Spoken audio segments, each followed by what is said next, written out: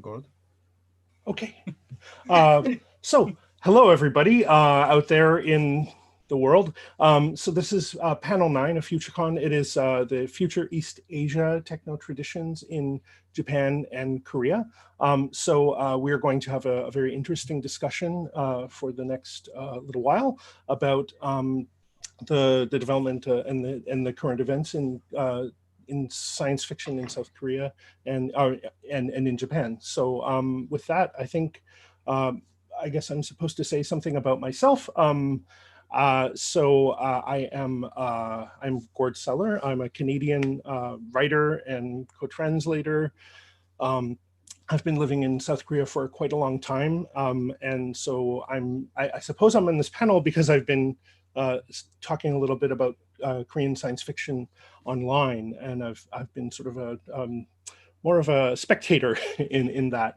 So I'm going to do my best to try to moderate this discussion and to maybe direct our attention to things that would be of interest for people outside of Korea and Japan, so that we can all learn more about the well, as the panel is called, the techno-traditions, but also the techno present and the science fiction present in both of those countries. So with that, I would like to invite our other panelists to join us. Hello. Hello, Haruna Ikezawa. Hi, hello. Yeah, hello everyone. Yeah, I'm I'm Haruna well, thank you. Ikezawa, voice actress, book reviewer, writer, and of course, a huge science fiction fan. In the latest news, I have elected chairwoman of the Science Fiction Writers Club of Japan just 2 hours ago. I can believe Wow. it myself. Congratulations. I voted for her. Yeah, and as you may have heard, my English is so terrible. So please forgive me if I ask for the help to my interpreter. Rest assured, his English is quite good. Okay. I promise you all of your English is better than my Korean and Japanese. So, don't worry about it. And Terrie Hashimoto, would you like to introduce yourself? Yes, of course. Hello, everybody. I'm Terrie Hashimoto, and I've been a science fiction book reviewer and critic since 2008. I was born in and raised up and living in Japan. And currently, I've been editing Best Translated Science Fiction Anthology for Hayakawa Publishing in Japan. And it'll be 2 volumes and focuses on the stories of the 21st century. And now I'm super busy for it. Thank you very much. So good. Great. So Soyeon, Jeong Soyeon, would you like to introduce yourself to us? Yeah, my name is Soyeon Jeong. Jeong's my family name, and I'm science fiction writer and translator in Seoul, Korea, and I have been a chair of the Science Fiction Writers Union for 2 years, and now I am mostly working on my short story collection, and my book, Young Next Door, is translated into Japan. So I think maybe those panels who are here might have read my book, and I think that's all. Thank you. Okay, thank you. Taiyo Fuji, would you like to introduce yourself to us? Yeah, thank you. I'm very honored to participate in this panel. Then, I'm Taiyo Fuji, Japanese science fiction writer, and I've started to writing fiction in 2012, just 8 years ago. Then I'm very I don't have so much career, but unfortunately, my first writing book won the bestseller of the Kindle book in Japan. Then and the next year I won the Japan Science Fiction Prime Award, and so then I got the I got to became into the chair of the Science Fiction Writers Associate in Japan in 2 years, and and very quickly they're changing rising steps in Japan. Then and I want to introduce the many Japanese things onto the English all over the world. Thank you. Great. Thank you very much. So there were some questions that I had prepared and shared with you. And I thought we might actually start with sort of trying to give people who are watching in other parts of the world some idea about, I guess about the scene in of science fiction in your country, but also like I guess I would say how can I say if there's anything new going on these days about that, as well as well, let's start with that. Just if you can give a sort of overview of like what's going on in science fiction in Japanese and in Korean right now, that would be interesting. I think that's something I didn't write about before, but maybe if you could start. Maybe Terrie Hashimoto, can you please tell us a little bit, sort of a general picture? Well, that's very difficult. But in this year, Science Fiction magazine, it's one and only science fiction magazine in Japan, and it publishes a magazine bi-monthly featured young and emerging writers in Japan. And I think it's great news. And I think the youngest writer joined the magazine that issue was maybe 1997 year. Okay. So yeah, it's a great thing, and it was sold well as far as I know. Yeah, so we are very so to say aging society, because our society itself is very much aging, but some people keep doing their best, and I believe we have a better future. Okay. Thank you. Good. Soyeon, would you like to maybe speak a little to that question? Oh, yes. In Korea, actually, in general, since the pandemic, books are not really selling well, but still, it's kind of a very science fiction world that we are living in. And for science fiction writers, there's a kind of, how can I say it, or market or a request to evaluate or imagine the future after the pandemic.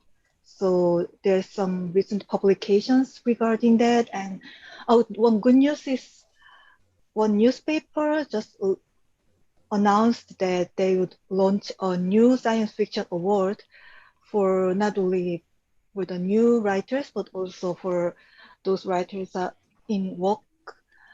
And the prize money, which is always very important, is, well, I always saw Gord help me with the numbers. 3천만 원. 3천만 won. How much is it in dollars? 3천만 won. This is always hard for me. Is it $30,000? Is that right? No, that's man. I need to write it out actually to know. Hang on.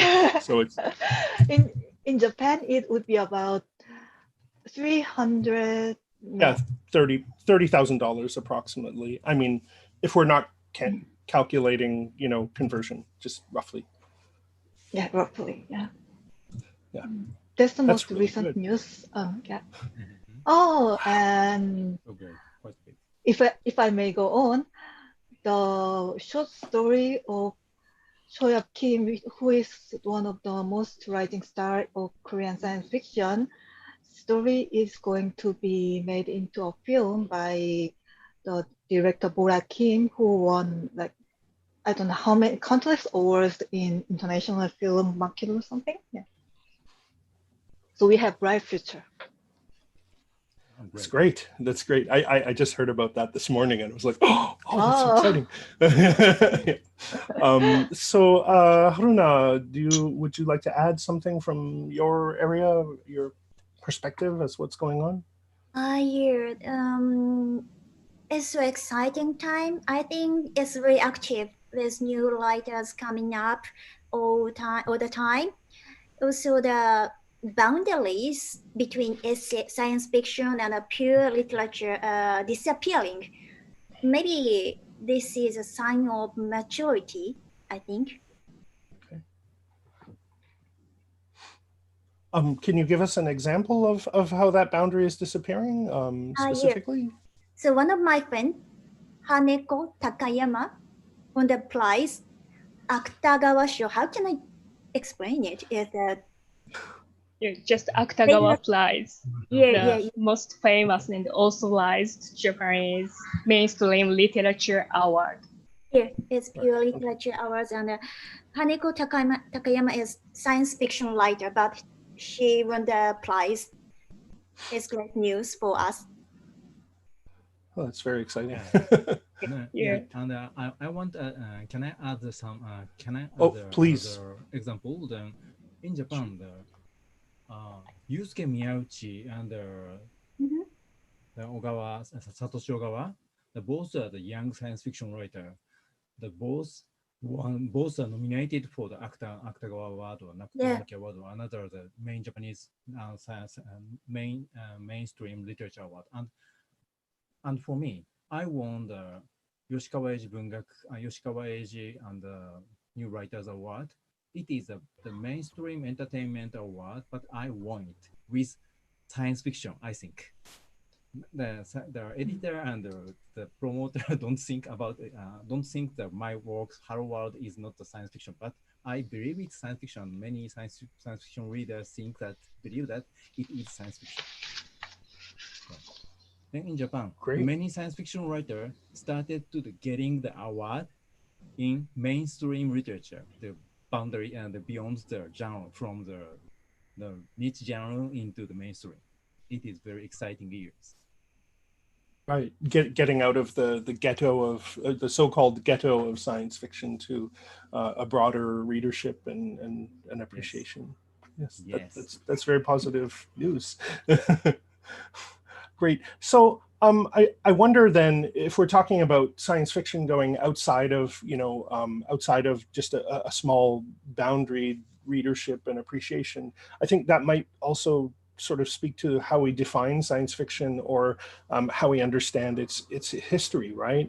One of the questions that I posed to you earlier was about how there's a lot of rhetoric that has been part of, especially Western science fiction, about leaving the past behind, right? About sort of moving into the future and dropping superstition and adopting science as our sort of main rhetoric for looking at the world. But I find that that's often funny because we also tend to keep a lot of our cultural rhetoric going. We just sort of dress it up in different ways. And so I'm curious about what role that you think, like, do you see a continuity between traditional literatures in your cultures and science fiction, or is it is there's like a hard break that we move from traditional narratives to science fiction? And I guess the other day I saw a few panels that were going at FutureCon, and people were speaking very interestingly about what they felt was sort of the origin of science fiction, which for me is very interesting because every time that I've read about the origin of science fiction in Japan and in Korea, and these are just things I've read, right? I'm not claiming this is correct, but it was often, there was this mention of like translating Jules Verne, right? This is sort of the typical thing I had heard of in the past. And I kind of think it's interesting to contest that, to sort of question, is that really the origin of science fiction in these places. So I wonder if you could speak to that also, like maybe if you have another place that you point to as where science fiction really begins, if it's earlier or later or what. Maybe Soyeon, do you want to speak first? Yes, I think in Korea, science fiction is overall, quite contemporary literature. So we do talk about the translation of Jules Verne or some writers, modern Korean writers in the 20s or 30s. But actually, those works are not the works the current readers read.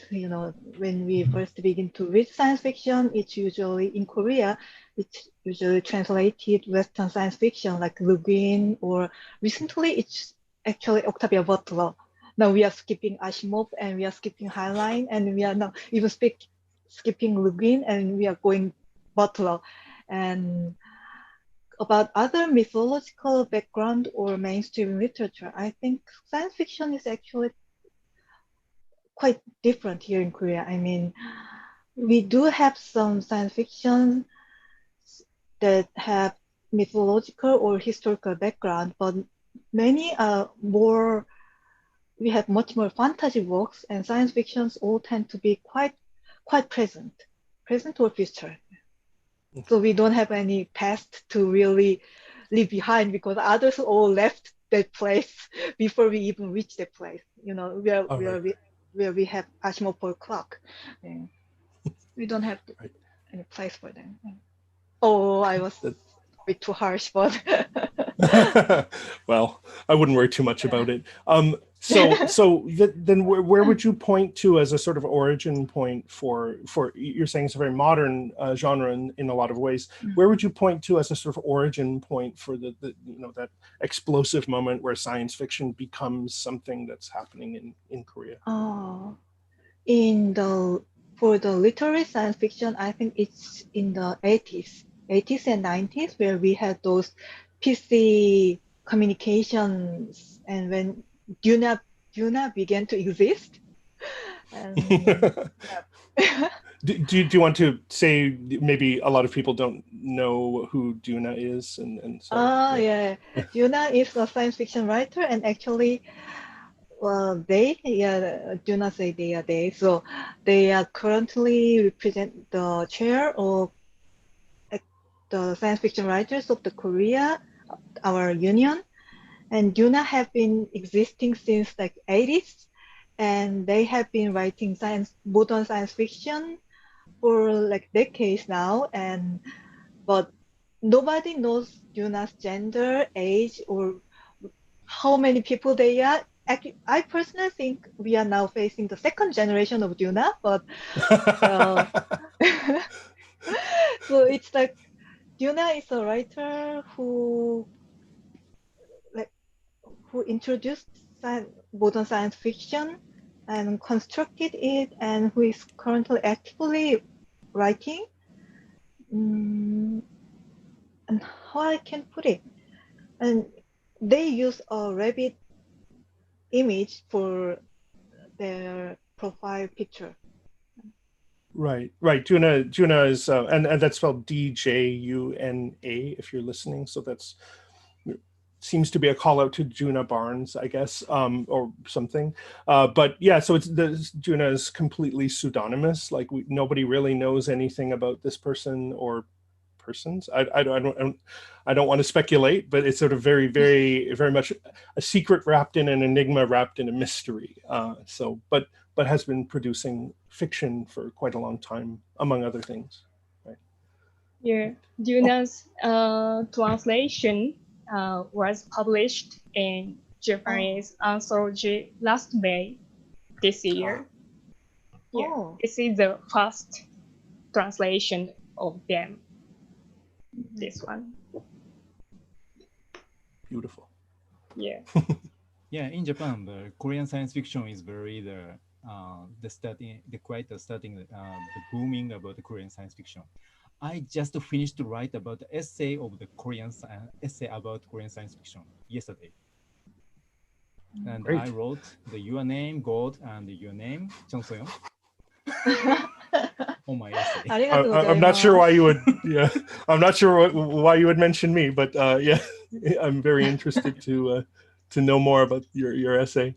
Would you like to try to tackle that question then? The question of Okay. Can yeah. Sure. Yes. Yeah. Sorry, Taiyo. Then yeah. Then Japanese science fiction started from the importing from the Westerners from the realm in the and the hundreds, 115 years ago. Then in those years, the Japan don't have this novel storytelling, natural novel. Then Japanese culture, Japanese society, they're really importing the idea of the storytelling from the modern the Western countries.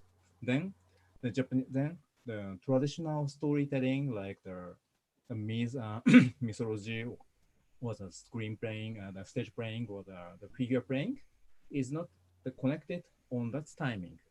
Then after that, then the Japanese writer started to making the connection with the importing novel style. Then the science fiction have the science fiction have quite a bit a sad story. Then because the war started in 1935, the second Sino-Japanese War started. And on that year, the first Japanese, the popular science fiction writer, Uno Juza Uno, he wrote many the science fiction stories and very popular.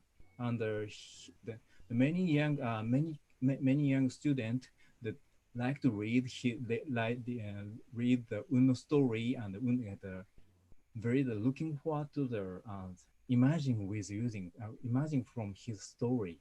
And the many Japanese comic writer and Osamu Tezuka or the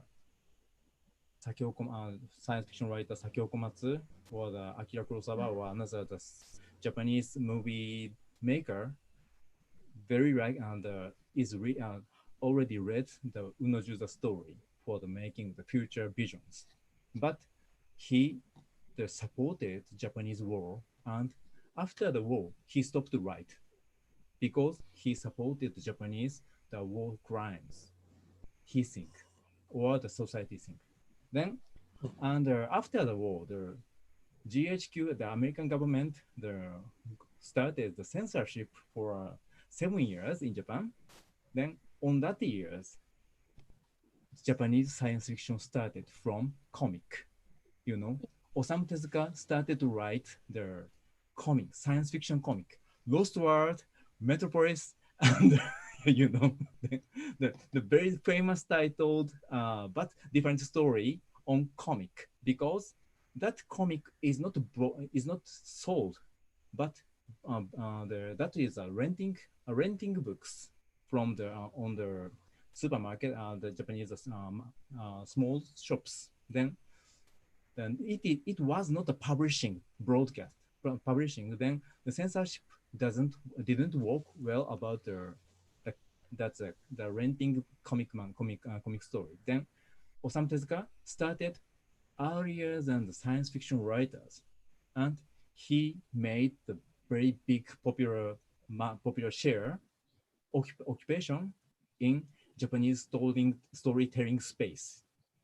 And the follower of the Osamu Tezuka started to write many science fiction stories. Then Osamu Tezuka wrote the Astro Boy, and the very famous Japanese comic writer wrote the Doraemon. It is a very good and very massive and massive ideas and the fearful with tons of gadgets every weeks. Then Japanese science fiction started from comic basically. Then after that, this 1960 years, the Sakio Komatsu or another Japanese science fiction writer started to write and publish the science fiction with reading the imported the Gold Age European Gold Age American science fiction.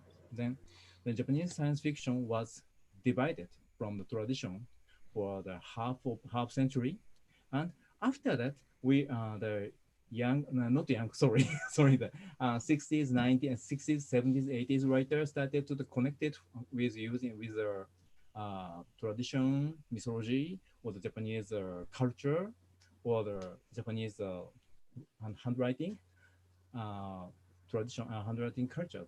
Then, but our tradition was the once divided and after connected with was required by the market.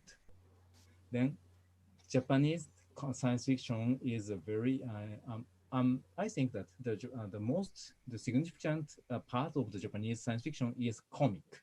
The center of the Japanese storytelling world, story space was occupied by comic. We don't have the young adult genre in the bookstore. Oh, Instead of the comic was fulfilled. Wow. So Terrie, do you have something something to add to that question, or Haruna, or because it feels a bit to me like maybe that's a good segue to turning to another question that I gave you actually about unless you have something to add about that. So, Well, oh, sorry. yeah, No, it's yeah. that's true. Haruna, why Okay. don't you go ahead? Yeah. Okay.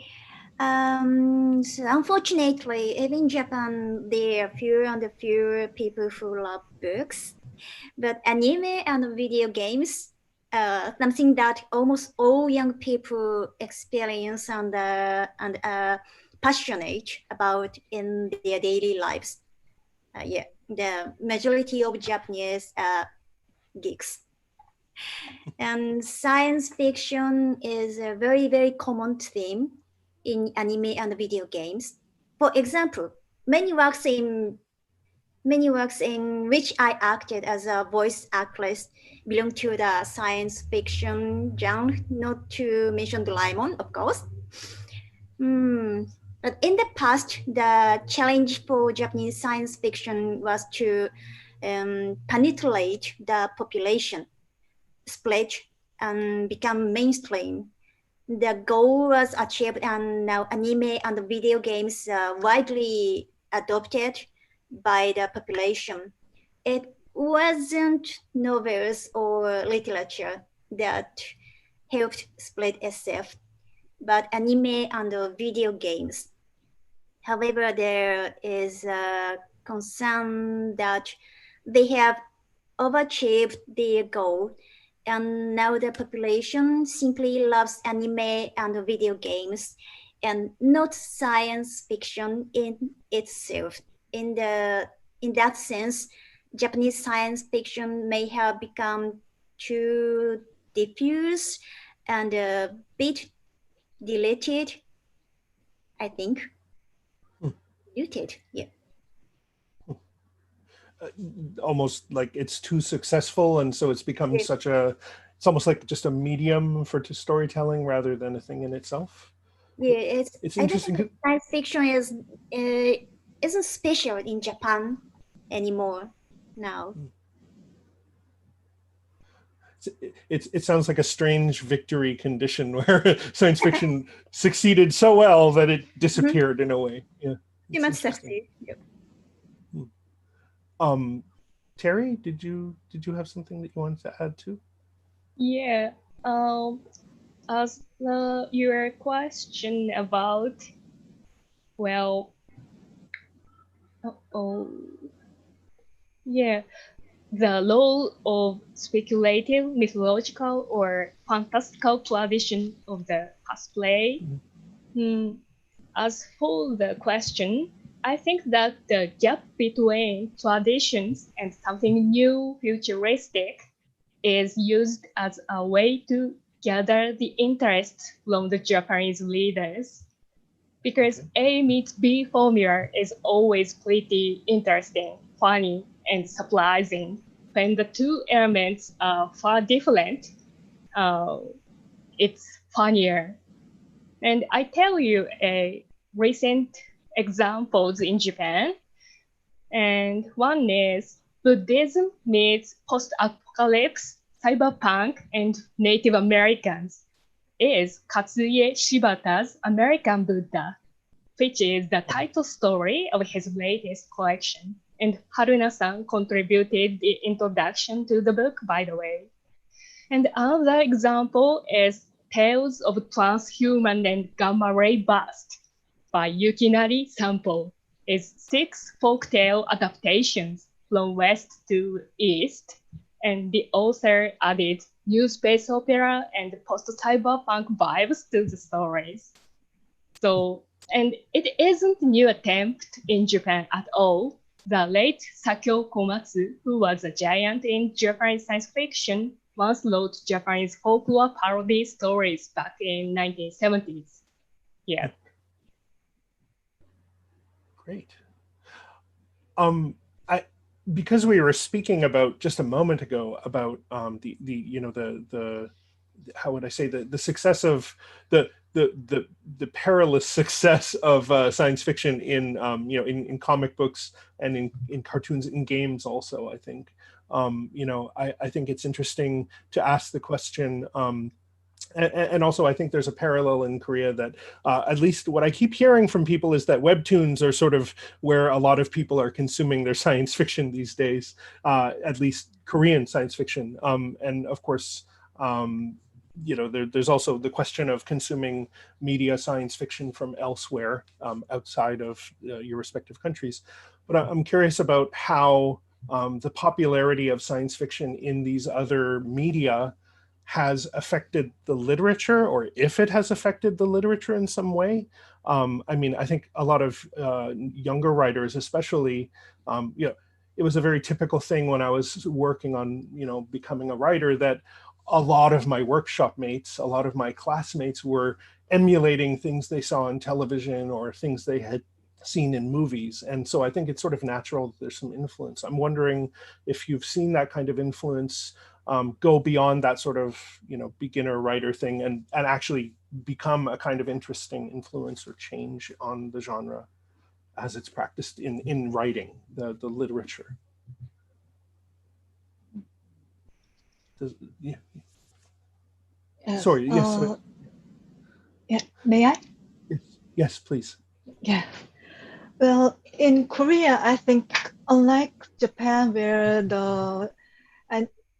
anime and manga had a huge success, in Korea, I think even if it's true that a lot of people with webtoons and web novels, which is a little bit science fictional, but those market is kind of divided from the literary science fiction. In Korea, the literary science fiction market is more like in connect with the literature part, the literature. So I think more and more mainstream writers tend to write something science fiction, or sometimes unintentionally. And I think that's maybe because they read webtoons, or because they watched one too many Netflix science fiction dramas. But still, basically, in Korea, science fiction is not something that comes from other media, but I mean, the literary science fiction is something for the bookworms. Those who would read their shampoo labels in a shower would read science fiction, not those who read science fiction webtoons on their walk, on their way to the walk. I think that's quite different from Japan. Okay. So Haruna, because you're a voice actor, you're very involved in that part of the medium. Do you see any kind of connections or interesting sort of influence from the media, the other forms of media on the literary work? Yes, the influence, of course, significant and interact with each other. Like novels, the novels prepared by young people in Japan fall somewhere between manga and science fiction novels, I think. The border between manga light novels and science fiction is some are more free now, I think. Okay. Taiyo, what do you think?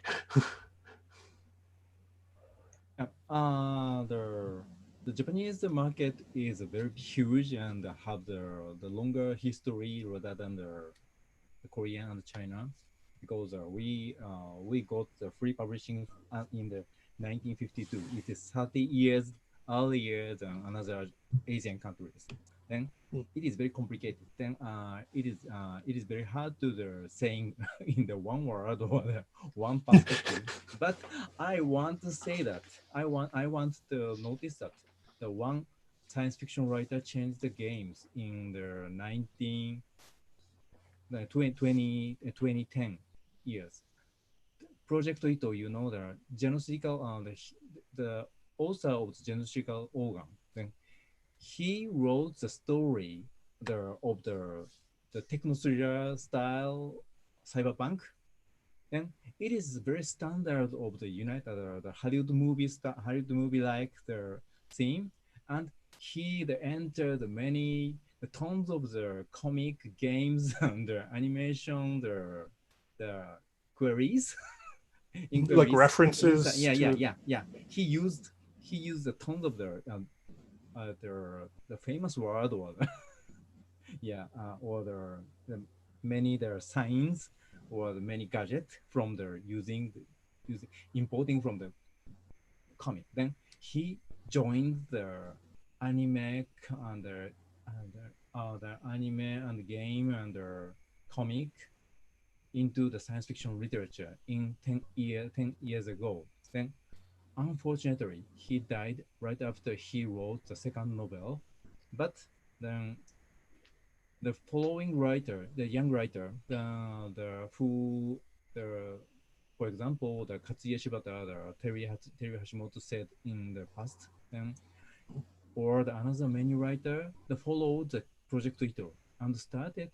Then young writer following the Project Ito don't hesitate using and mixing up or the affected from the comic or game or animes.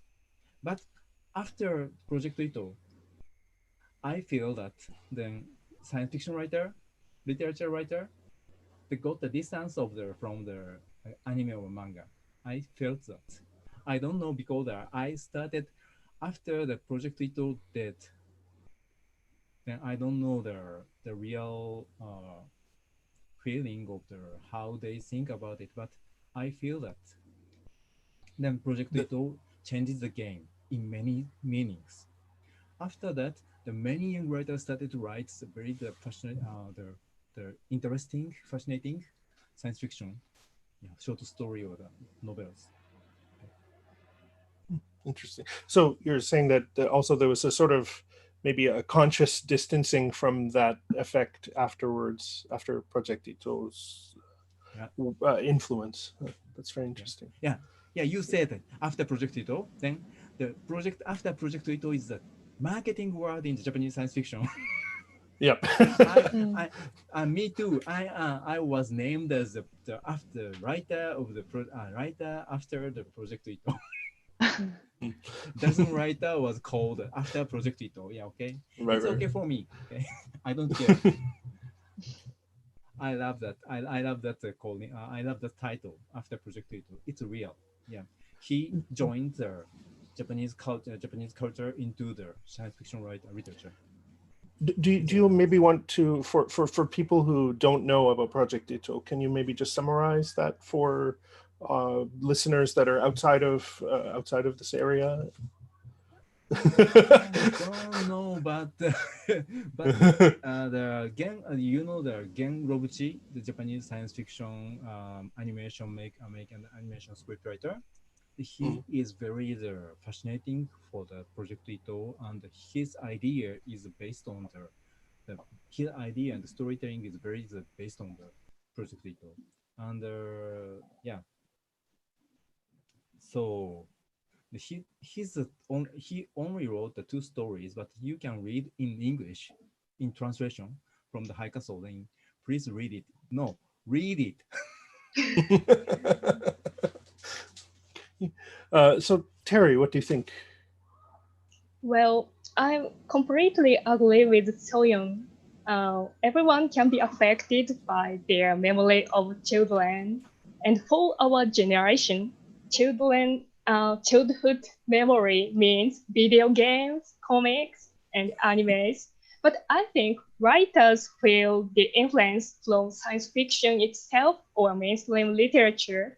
I mean, anything literary form much more than anime and comics. Okay. Okay. I was going to also mention, I feel like there's Netflix, at least in Korea, seems to be sort of opening up some genre, like I would say not just opening up some genre, how I hear sometimes about Korean writers whose works are being adapted to streaming media these days, but also like I've noticed that suddenly my friends in the West are saying, "Oh, Kingdom." They're talking about Kingdom, like, oh, suddenly there's this Korean media that they all know about, and I've noticed that, whatever we might feel about streaming media portals like Netflix, it seems to have had an influence in sort of popularizing Korean science fiction in the West. Is there a similar effect going on in Japanese science fiction? Is Netflix affecting that very much there? I don't think think not so. so. Yeah. Oh, please go ahead. Not so much, Okay. really, No, not so because much. we have the phenomenon. We don't have any phenomenal titles in Netflix. We have some anime adaptations, but not how can I say expensive budgeted real movies aren't coming in Japan. Soyeon, is my observation completely off the mark as far as Korean? The doors seem to be opening for Korean works to be adapted for maybe like a global audience now, or? Yeah, I think it's correct because Netflix like streaming services have subtitles, and now that's where the capital is going, it seems like. And oh yeah, for example, next week Netflix will begin to stream the series of School Nurse 아는 영, which Terrie is holding, which is published in Japan in Japanese as well, and it's by the science fiction writer Jeong.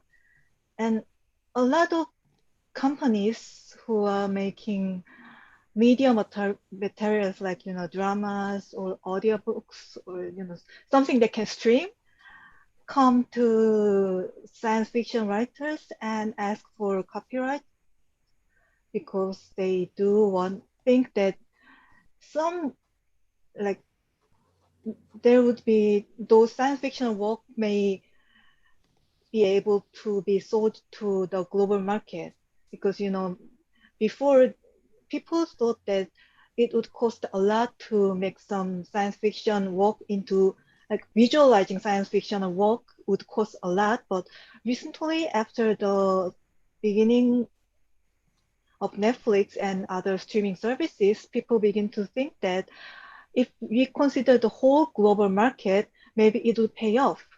So yeah, I think we do have some positive effects, like the Kingdom and BTS.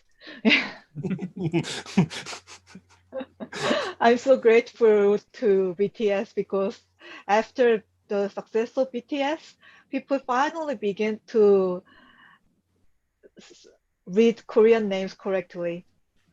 Right. Nice.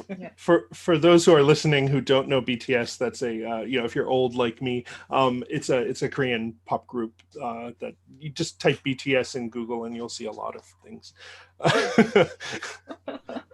So I mean, I feel like that might be an interesting transition point to asking about like in the English-speaking science fiction world now, and I think that this con itself is kind of I'm not sure if I want to say a product of this or a part of that, but there's and someone has actually asked a question elsewhere, I guess probably in the YouTube live chat about this. Like I feel like there's a lot of interest in global science fiction in the English-speaking world. So people are starting to get interested in science fiction from other places, including Korea and Japan.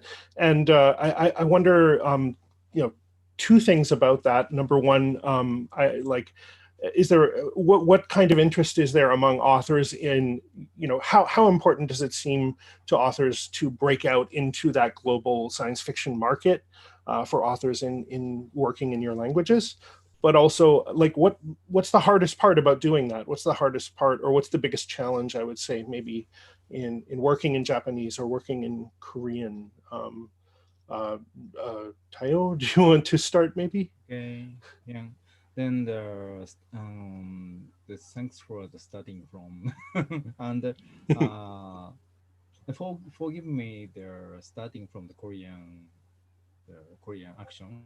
Then I know that the Clark's World Korea and the United States science fiction magazine Clark's World, they got their translated the 9 short stories in last year. Then those stories are very good. Yeah, Gord, Sellar, you translated so many, and I helped translate a few of them, but there were lots of other translators involved. It wasn't just sure. yeah. That action was very good, and the YKU, the coordinator, the user, and bring the governmental money, and the supporting for the translation, and she and the Neil Clark, they make a very the big good showcase on 1 year. I want to make it the similar. I want to make the similar things in Japan from Japan, but I cannot find the same budget in Japan. Japanese governmental the funding. Then it is very very hard for the making. Then problem is a translation, just one. Then the second problem is translation. Okay, then we need translation. But the one hope is beginning. The hope the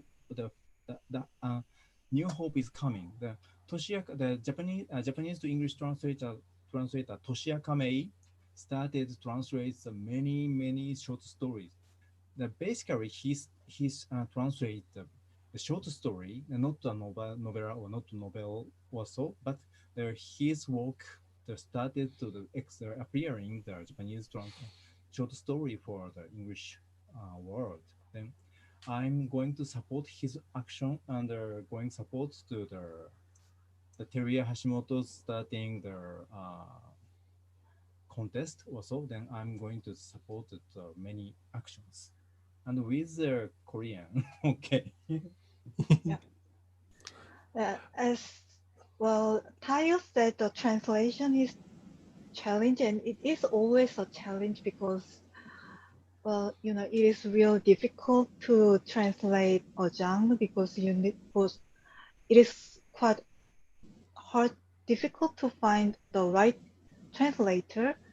It's not only about the budget, but about like educating and supporting the translators to be able to support their lives with the work of translation, which is usually not possible in Korea at least. And I think it's the same in many worlds. And about the importance of Korean science fiction being introduced into other worlds, I think, well, at least to me, it is not that important. I mean, for me, like my works for being introduced into Japan or China is kind of important because there is the belief that the cultural background is quite similar. Like, you can distinguish what Korean writers are trying to say, like, the cultural setup and the historical background. We all like learn from middle school and high school and sometimes in university, but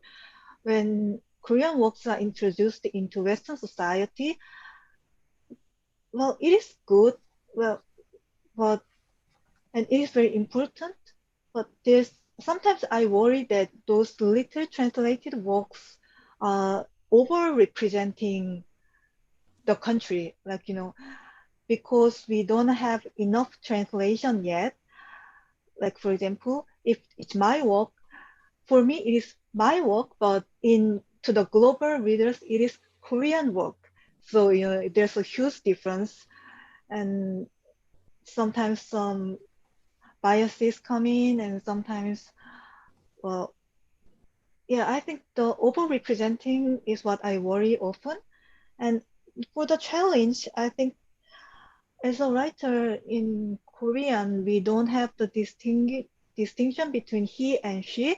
And I think it's a real challenge to Korean science fiction writers because so many Korean science fiction writers are used to write in gender neutral form. So usually you don't have a definite gender of a character, but when it is translated, you should choose between he or she. And it sometimes changes the whole perspective of the work. For example, my fellow science fiction writer, Myung-Hoon Bae, his novel was translated into English and it will be published next year. But they already printed it, but due to the pandemic, they cannot, like I heard that they cannot physically move the printed book to England. But anyways, well, they couldn't use they or they because it would make the work too like activistic or something. So Sure, sure. he had to put gender to every characters, and I had the same experience with this gender thing. And even with my work being translated into Japanese, in Japanese, I heard that as far as I know, it is not only he or she issue, but the whole sentence con- constructs differently when the speaker is male or female. So it is differently. So basically, I think yeah, the challenge is not only in the translation, but also in the way each language is constructed. Sure. I can add to that very briefly, that one of the stories that appeared in Clark's World last year, in fact, centrally, one of the points was that the character's gender was never identified explicitly in the story. And it was I could see exactly how easy it was to do it in Korean and how much of a nightmare it was to do it in English. It was ridiculously hard. So yeah, very, very good point. So how did you solve it though? How did you solve the problem, for example? Pain and sweat and struggle. A lot of the sentence structuring the sentences so that the gender wasn't necessary, that we skipping pronouns, or it was a lot of just fine sentence work, and it took probably twice as long as any other translation, per page, just to sort of sort that out. Yeah, it's possible, but it's very, very difficult. Yeah. I read that translation and very hard to read it for the non-native reader. And I imagine for so. The mechanical translation, the robot translator that changes all the pronoun to the Right. It's so bad. I myself have a work that is completely gender neutral, and it was translated by Sophie Baumann, and she struggled how to keep this gender neutral thing in English, and she decided to call the character just G, just using the alphabet G in the whole work. Okay. See, yeah, so that it can be gender neutral, so that she never have to use he or she. But I think it only worked because it's a short story. When it comes to novellas or novels, then it would be really difficult to read a book where every characters are coded by their name, gender neutral names. It's also a problem where, like, I think using G is okay if it's a twist at the end of the story that, oh, the character's gender matters, then you have to not draw attention to it. I don't know if in your story, but if G is just used as a way of representing the character, if it's not a surprise or a twist about gender at some point, it's easier to do that. But yeah, this is definitely a challenge in translation. So, Terrie, what did you have something that you were going to say about this? Well, I think that translation is the biggest challenge too. It costs so much and it takes full of time, because Japanese and Koreans are far different from English. Yeah, and every culture has different background, and every culture has different method to look at. Because, for example, in Korean Japanese, we have this older sister and younger sister. We call them differently, but in English they are all sisters. So when I work as an English Korean translator, I, once I even asked, I think it was Elizabeth Moon when I was translating the Speed of Dog. I emailed her only to ask one minor character that come out once, if this character is older sister or younger sister, because if I don't know their age, I cannot translate into Korean correctly.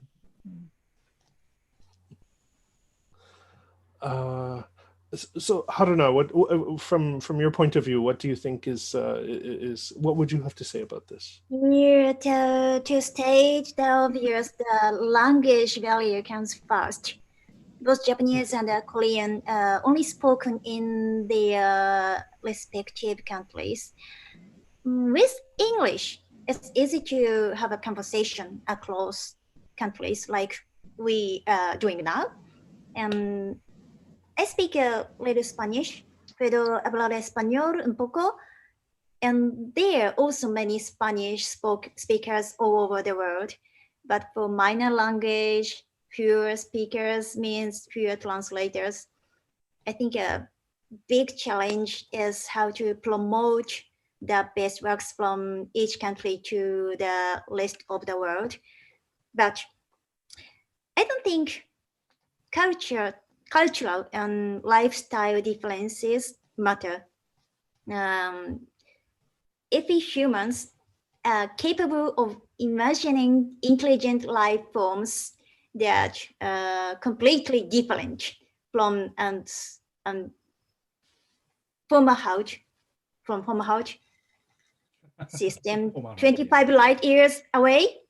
Yeah. What are the implications of such trivial differences between cultures on Earth? So in the end, all we need are good translators like you, Gord, and maybe another couple of Ken Liu's or Taiyo Fuji's, I guess. Promoter too. Oh, sorry. Can I brief it? Please. From the I heard what is the translation from Ken Liu. He said that then translation is very similar to the making the house with using the different sources. One culture have only have the bamboo, and the other culture have the wood. Another culture have the concrete. But translator should make the same the family including house with for the opportunity is the same. Yeah, living in happy. Okay. Also then he is it is I think that it is very true.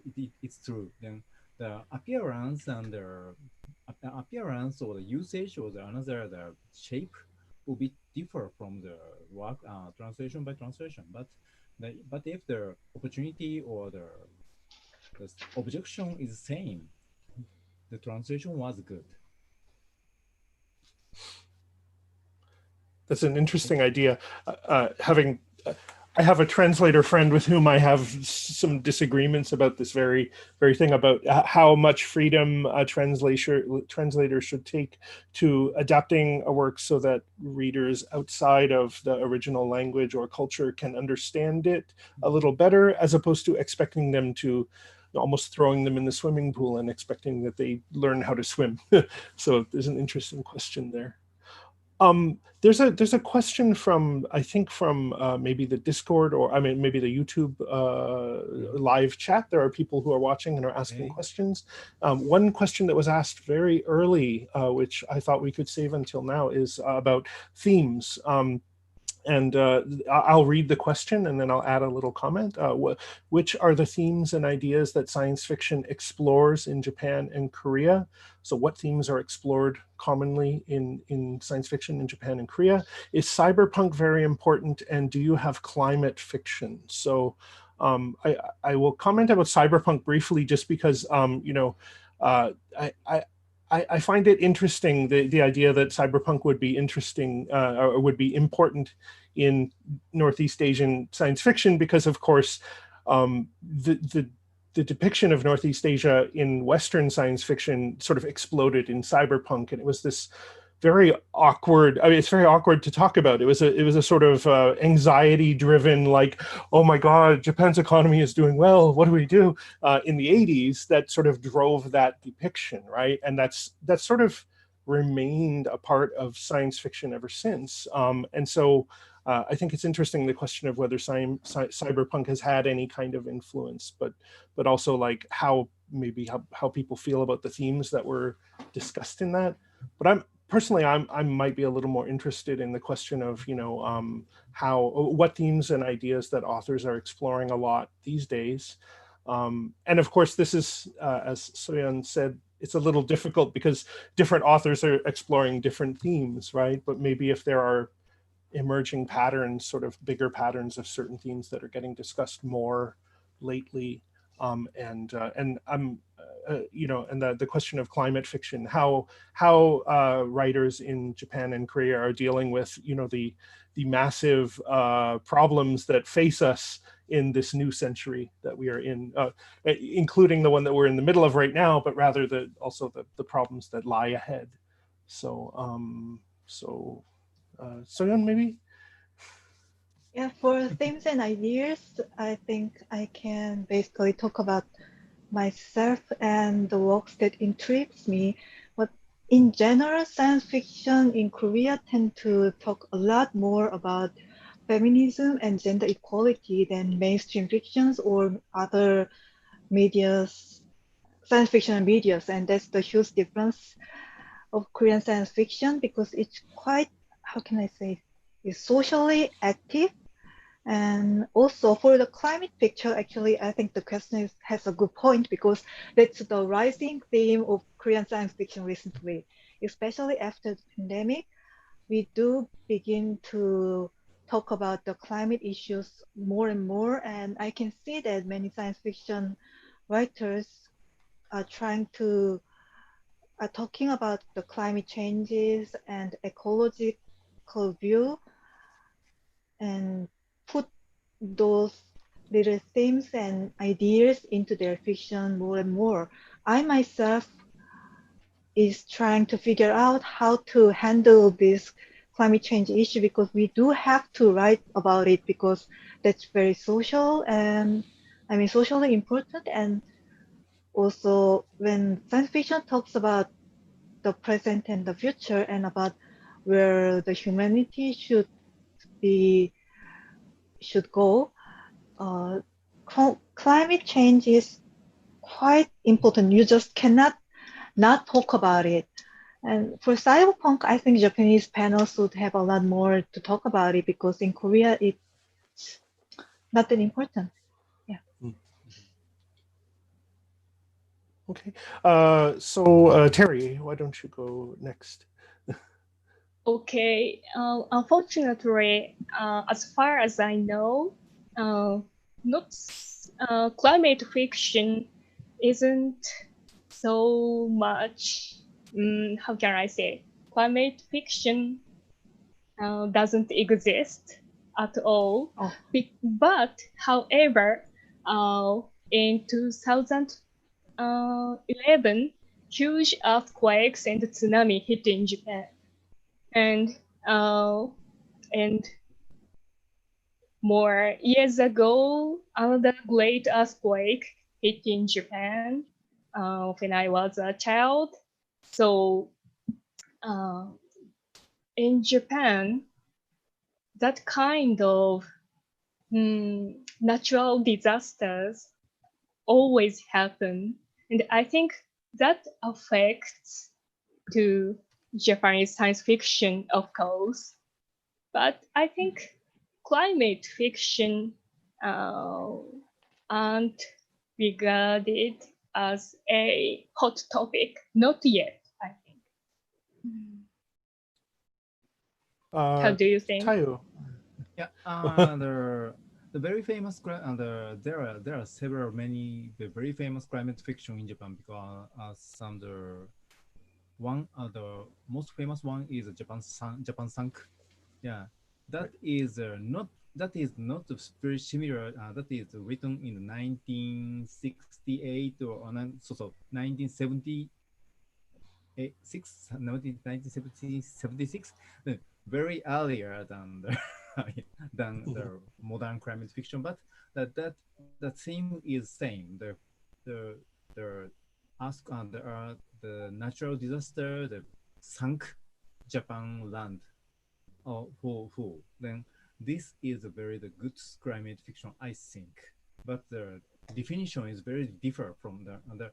But the gadget and definition of the same should be very far from the modern ones. And the second one is a Karyunomiya, with Sayuri Ueda, the Japanese lady, the science fiction writer, very talented big guy, big veteran, wrote a very big story about the world after the warming effect is the sunk the many lands, and on that story she don't write about the warming effect of climate directly, but she describes about the post-human theme with using post-human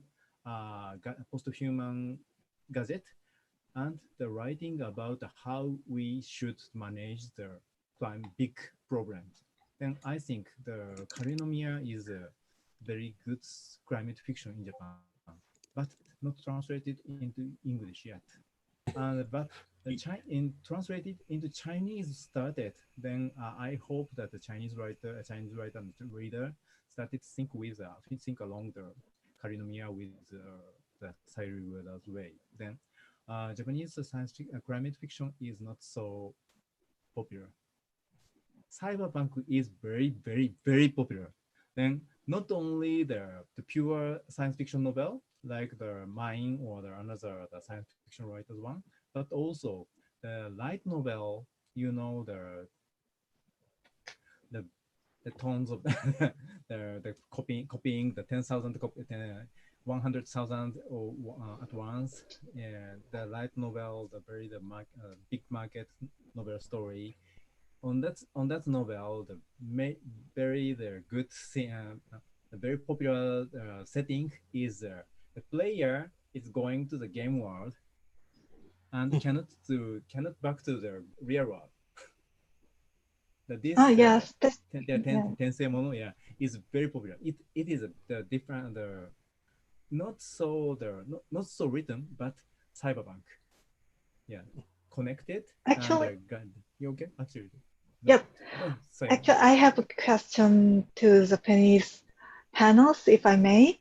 In Korean science fiction, feminism has always been very important theme, and it is really kind of, how I can say it, Korean science fiction is basically very pro-feminism. This sounds really strange, but we have this raising misogynic and anti-feministic society. So in Korea, science fiction covers feminism and it's usually very queer friendly. What about in Japan? Is there some kind of this kind of social issues that is specifically covered in Japanese science fiction? I won't say there are no feminism science fiction written by the male writer. Secretly, I write several short story without using the gender signature, and several readers noticed that story could be the changing the gender, but it is not pointed out from the mainstream criticism. Then, and in Japan, the lady writer don't write the feminism from in front of the feminism directory.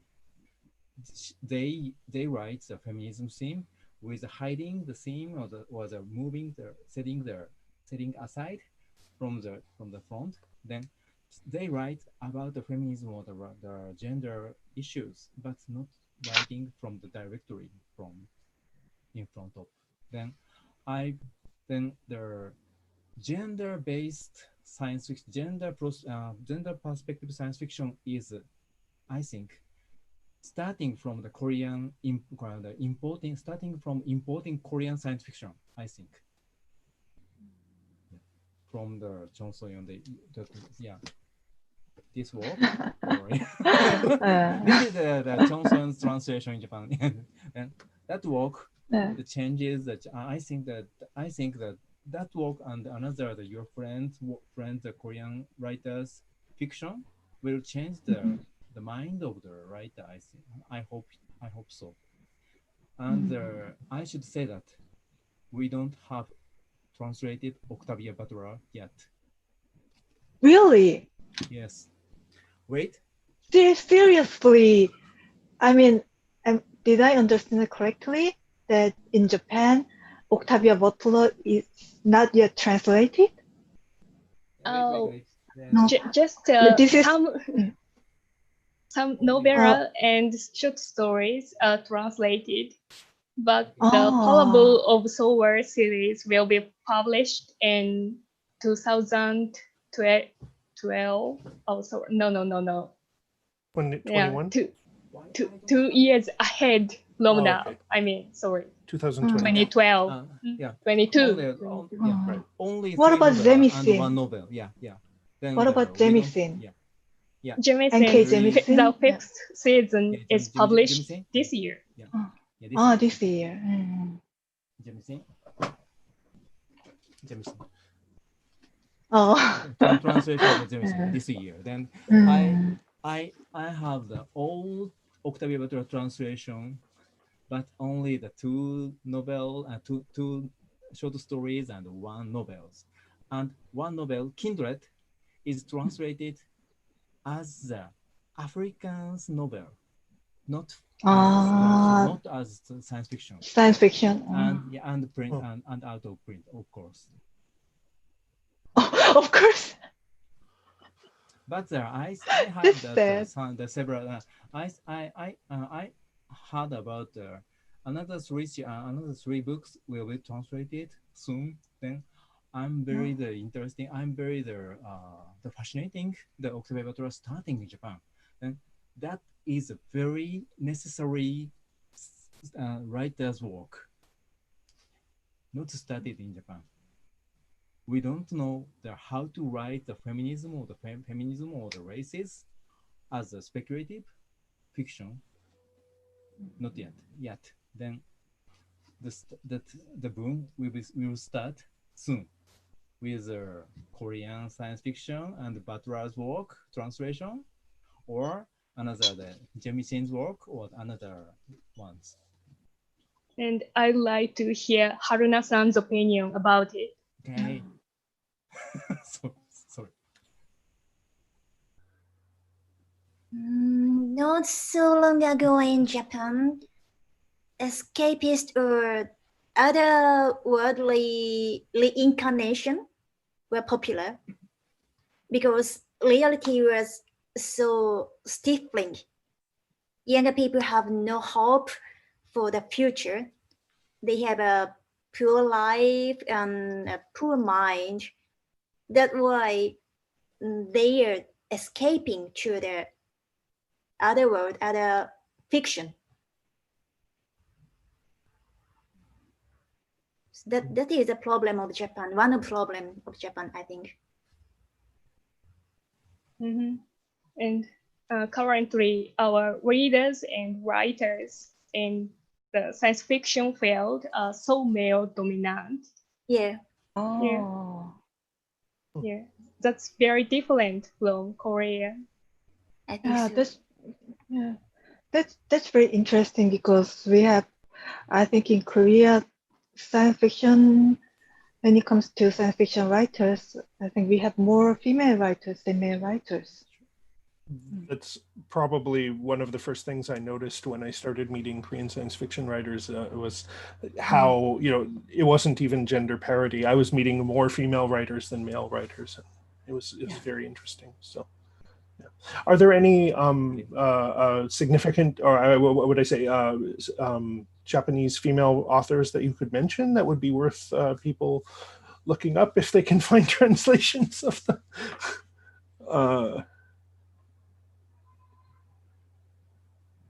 Well, we have a openly non-binary writer and openly a asexual writer, but it's only recently.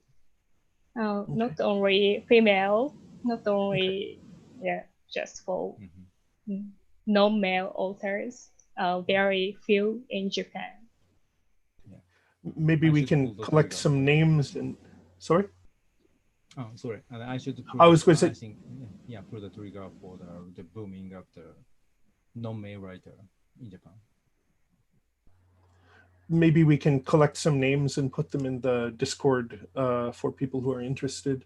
I think that would be a good. And in fact, I was on the verge of asking. There was some question about long before. I think this was a question posted yesterday or the day before.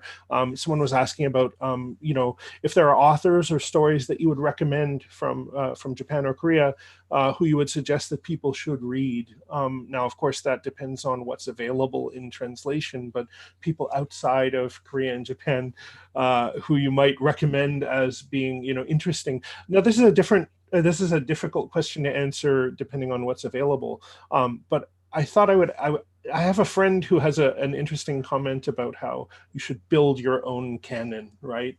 And I think that's kind of important for everyone involved in science fiction, because we're told these books are important, but we can choose what books are important. Maybe if you could each mention a couple of works in your own language, in your first language, that you felt were very important, and that you would, if they are not translated, you would like to see them translated. You would like that to be given to the rest of the world.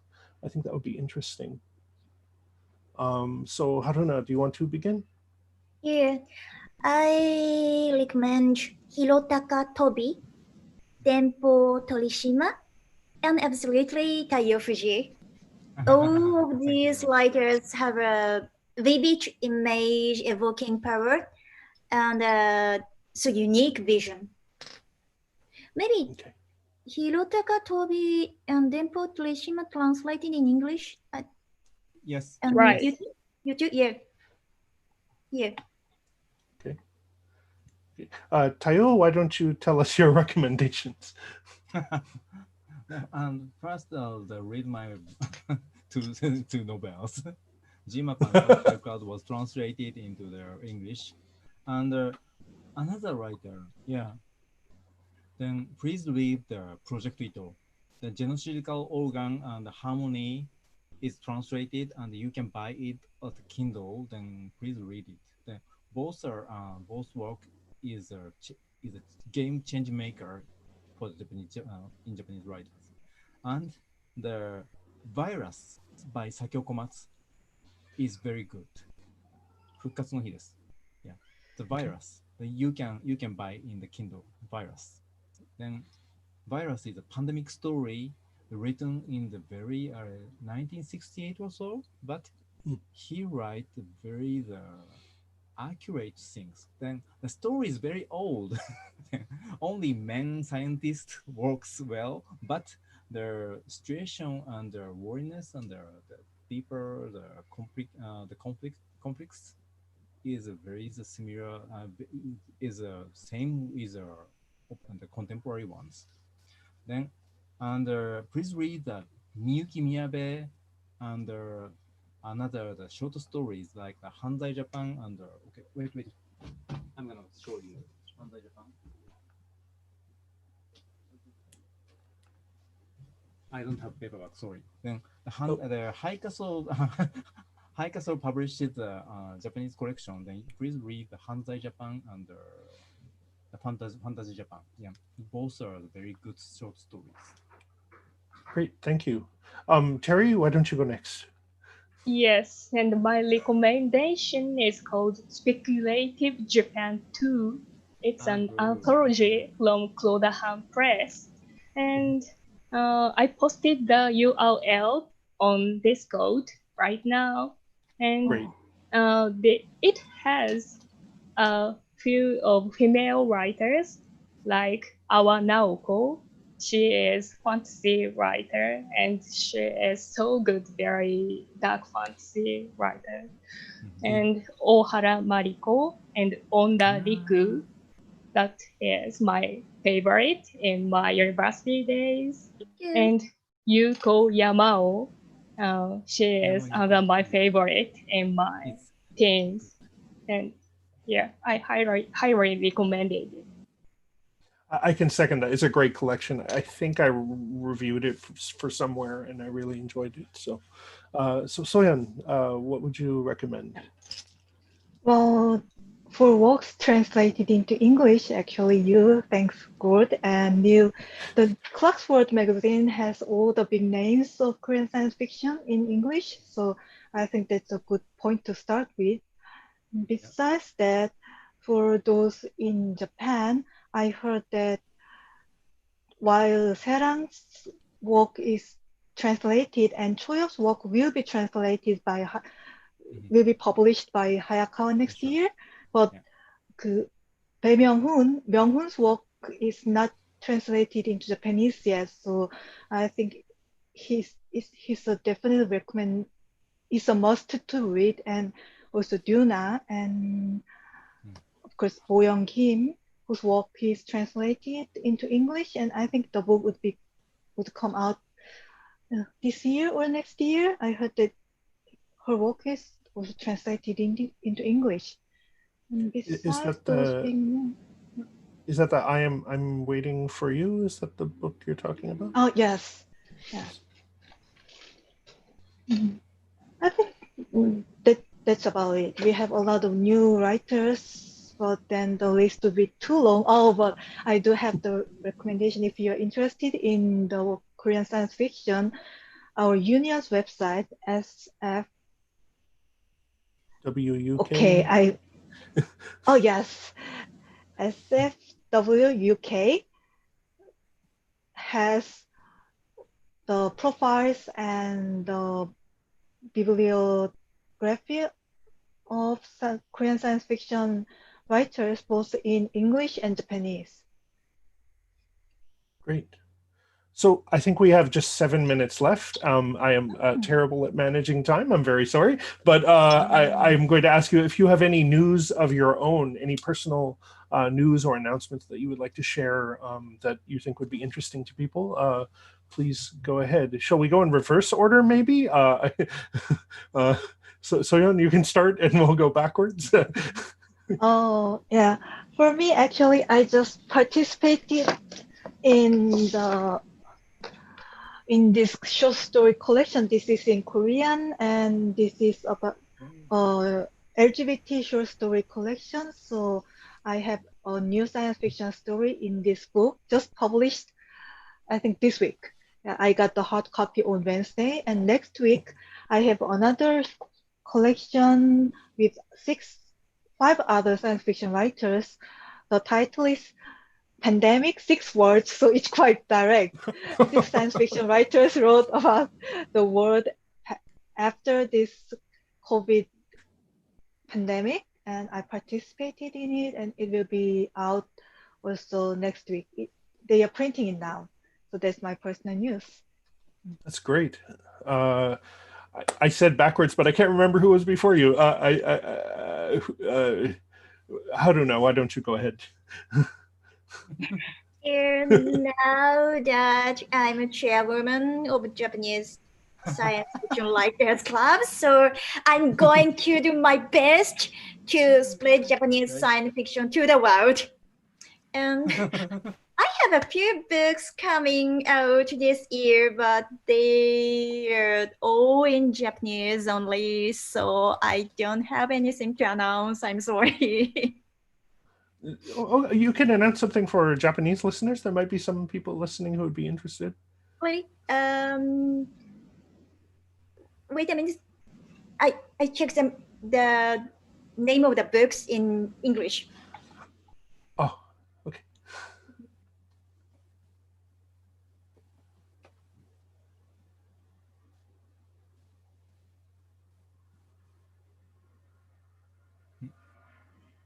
Please move on in the meeting time. Oh, okay.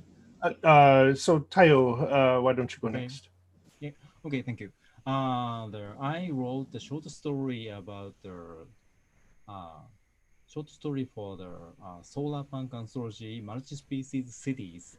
Then that anthology will be published in January next year from English. That story is not published in Japan. The English one is earlier than the original Japanese ones. Then the story title is Becoming Martian. The Becoming Martian is a theme. Then this is I believe that this is my remarkable work. Then please read it. I will announce. And Francesco Barso will expanding that book, I think. Great, really, great. Thank you very much. Terrie? Sure. Well, I'd like to introduce Japanese science fiction to the world and world science fiction to Japan and keep hard. And yeah, I'm trying to keep hard and doing my best. Please promote your Kaguya collection. Okay, yes. I was the lead judge for the contest named Kaguya Science Fiction Contest in Japan. And the award-winning titles will be translated into both Chinese and English. So please look forward to reading it. Thank you. Great. Who is publishing it? A Japanese media company, Virtual Gorilla Plus. It sounds weird name. Yeah. Great. The works were very good, very good. Yeah. So may I post the URL? Sure. Yeah. Yeah. This is a book about a conversation I had with my father. He's a writer too, not science fiction. He's a writer about books. Of course, we also talk about science fiction. Yeah. Okay. 全部本の話。